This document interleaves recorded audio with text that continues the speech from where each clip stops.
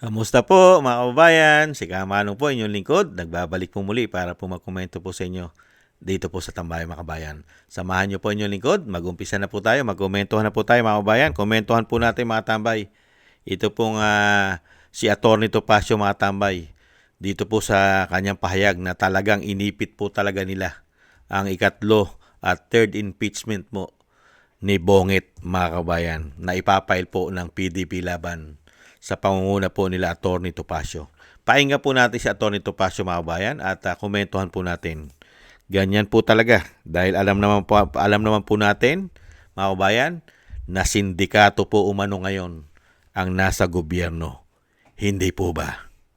The receipt of an impeachment complaint is ministerial. Wala pong discretion given to the office whether or not to receive. Muling binatikos ng grupo ni na Attorney Ferdinand Topacio ang Office of the Secretary General ng House of Representatives. Kaugnay ito ng hindi pagtanggap sa ikatlong impeachment complaint na kanilang inihain laban kay Pangulong Ferdinand Marcos Jr. Ayon kay Attorney Ferdinand Topacio, malinaw na hinarang ng Kamara ang kanilang reklamo. Halatang-halata naman po na talagang iniipit ng nila kasi ang gusto nila, ang umasenso lang, yung first impeachment na para sa akin, with all due respect to a brethren in the profession, is very flimsy. Tanging ang dalawang reklamo na inihain ni Attorney Andre De Jesus at ng Makabayan Black ang pinalusot at tinanggap ng Office of the House Secretary General. Sa paniniwala ng grupo ni Topacio, hindi rin uusad ang mga reklamong ito. Bukod sa manipis ang unang impeachment complaint na inihain ni Attorney De Jesus, duda sila sa complainant dahil ipinagtanggol umano nito si First Lady Liza Araneta Marcos. This is a lawyer who in the past defended the First Lady. So, very doubtful at saka manipis po. Wala pang sagot sa hinihinging reaksyon ng UNTV News dito si Attorney De Jesus. Sinubukan namin kunan ng reaksyon si House Sec Gen Cheloy Garafil sa mga pahayag ni Attorney Topacio, ngunit hindi pa siya nagbibigay ng pahayag. Samantala, duda rin si Topacio sa intensyon ng Makabayan Black sa inihain nilang impeachment complaint. Paliwanag ni Topacio, maaaring bargaining lamang ito. Halimbawa, may kaso si dating ACT Teachers Party List Representative Franz Castro kaugnay ng pag-abuso sa mga kabataan. Ginagawa umano ito ng Makabayan Black para sa kanilang pakinabang. Very malleable yan. The Makabayan Black belongs to the malleable opposition, ready to coalesce with the majority, basta may benepisyo sila.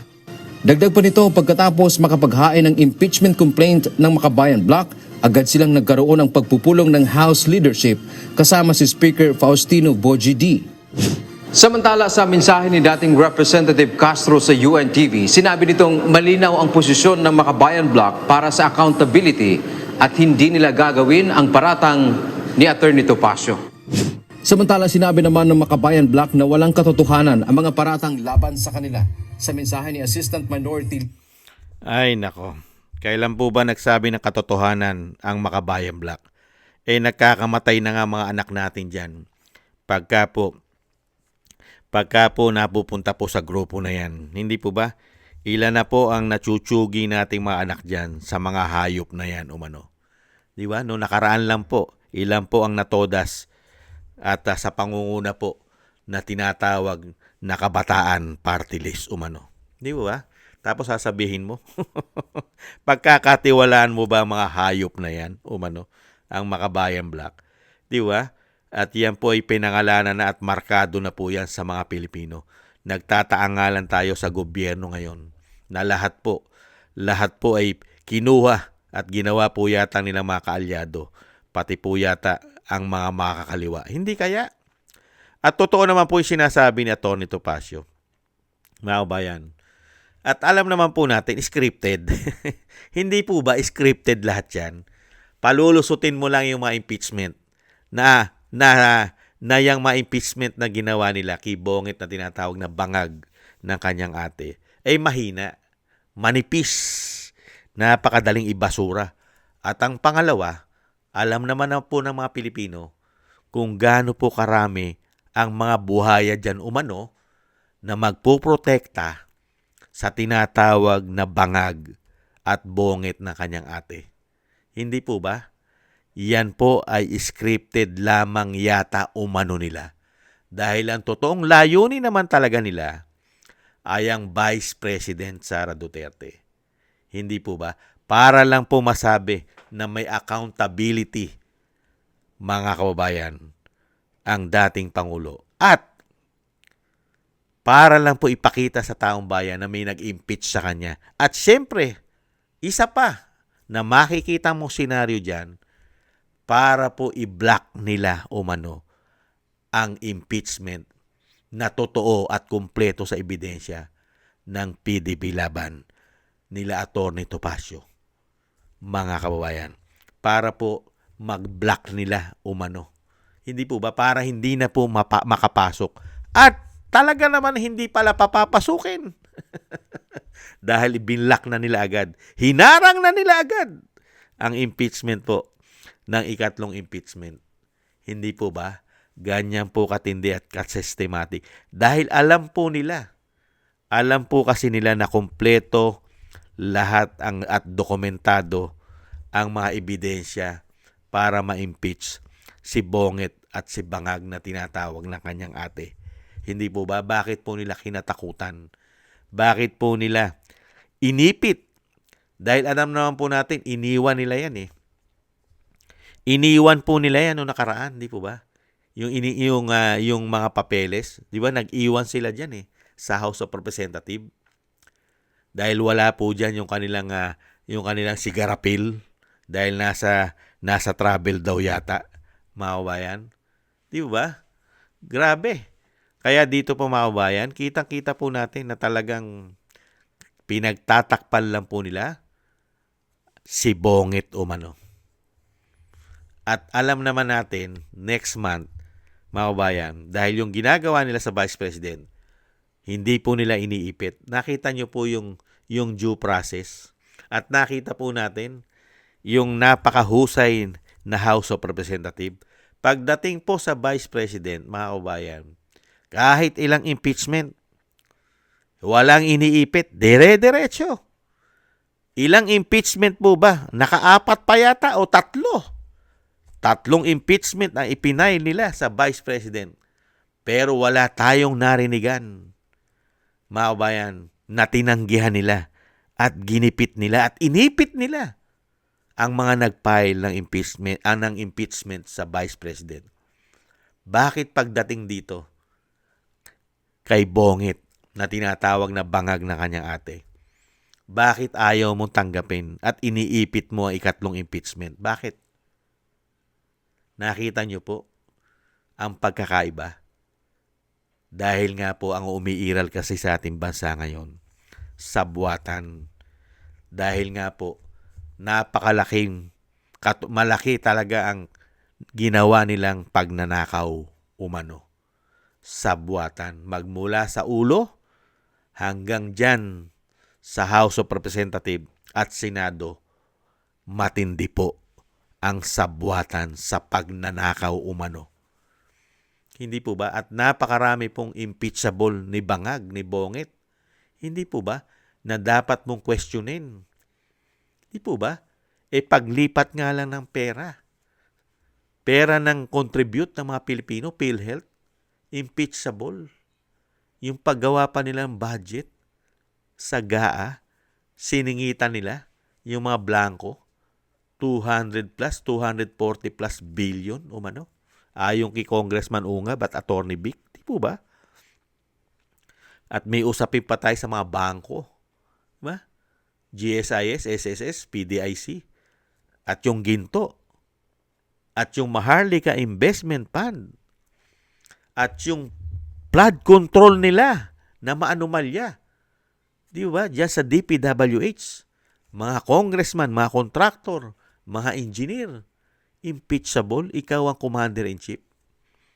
Hindi po ba? Alam naman po natin yon. Inuulit lang po natin mga kabayan dahil hindi naman tayo tangat, bobo at gago. Ang napakasakit lang po nangyari sa ating bansa ay ang ating tagapagtanggol na mga men in uniform generals ay nananatili pong tulog. Mahimbing na mahimbing po ang pagkakatulog sa mga pagnanakaw ng mga politiko sa ating bansa. At sa issue po ng pulburon at coke ng Commander-in-Chief at issue rin ng korupsyon ng anak, asawa, pinsan at mismong si Bonget ay may issue rin ng korupsyon, nananahimik po sila at tanggap na tanggap po nila ang nangyayari sa ating bansa dahil pati yata sila ay may issue rin yata ng korupsyon. Hindi po ba? Kaya po sindikato na nga po ang nangyari sa ating bansa. Kaya tiis-tiis lang po, Atty. Topacio, dahil po nakukubkub po ang ating bansa ng systematic na sindikato umano, sabwatan, dahil nagkaroon po tayo ng Pangulo. Mga kabayan, grabe po, masahol pa daw, ayon po sa ating mga kababayan, mas masahol pa ang ginawang issue ng pagnanakaw kaysa sa kanyang ama. Ibang klase po, ayon po yan, at yan po ay pinatotohanan po ng napakaraming numero ng mga kababayan natin kasama ang mga OFW. Kaya nga po bagsak ang approval at trust rating sa mga Pilipino eh.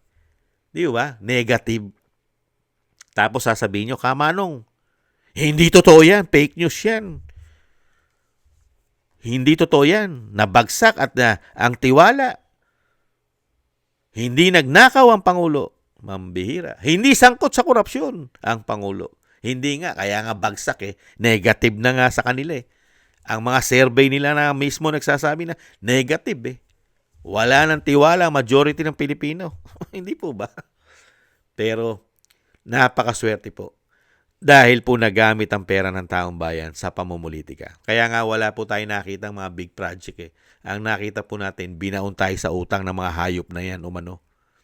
At ang mga pera natin, pinagparti-partihan nila at nangumisyon sila na nangumisyon sa mga proyekto na tayo naman ang pinapatay. Ganyan po katindi ang mga hayop na yan. Kaya tis-tis lang. Kaya tayo, dahil wala tayong aasahan, saan tayo tatakbo? Yung mismo na mga abogado na merong impeachment na ipapile ay hinaharang nila. Nasa demokrasya pa ba tayong bansa? Kaya nga yung tinatawag ni Congressman Libiste, nasa de facto martial law na ang ating bansa. Hindi sila nagdideklara ng martial law, pero nararamdaman ng mga Pilipino ang panggigipit na parang martial law. Hindi po ba panggigipit ang ginagawa nila sa third impeachment? Hindi po ba parang martial law yan?